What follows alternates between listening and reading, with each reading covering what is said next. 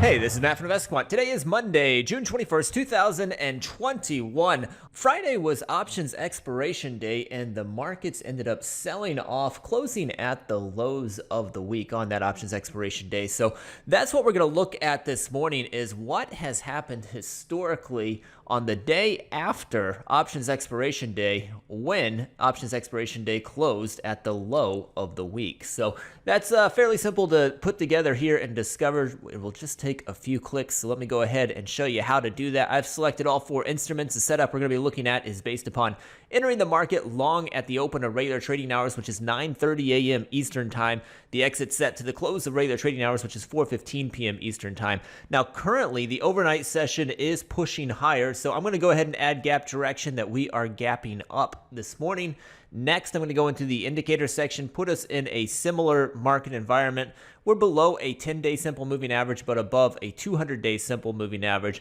And then lastly, I'm going to put in the context around the close and the day. So to put it in the context around the close price patterns library here, I'm going to say that it is the day after a 5-day low close. So Friday closed at the low of the week. I've got that selected right here. And lastly, market events.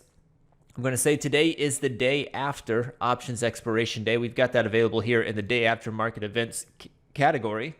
If I scroll down just a little bit, I'll be able to select it from this long list of day after market events. It's right there, but I'm also able to just grab it from the active today, which is where I'm actually going to do it from. I'm just going to click on that. It adds it to the test. Now I've got everything included that I want, where we're looking at a day after a 5-day low close on the day after options expiration in a similar market environment. Let me go ahead and hit view results.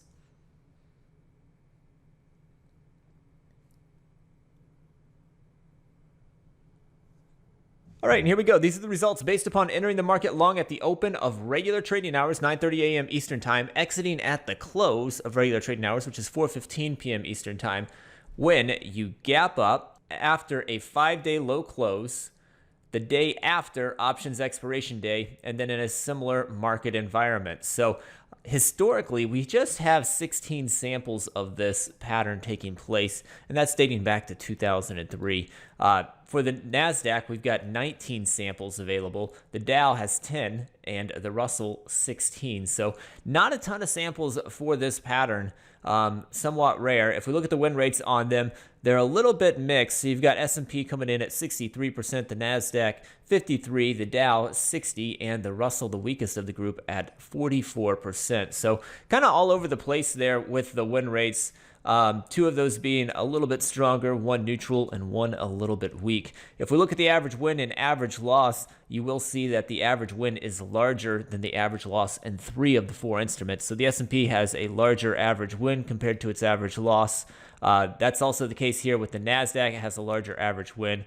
The Dow has a larger average win. And then Russell, which is the one with the weakest win rate, has the larger average loss as well. So 3 of the 4 are a little bit better historically on the long side. And these aren't strong numbers, but they at least have a neutral or better win rate and a average win that is larger than the average loss, whereas the Russell is the only one that has a weak win rate and a larger average loss compared to its average win. So hopefully you found that helpful. Good luck today. We'll see you next time.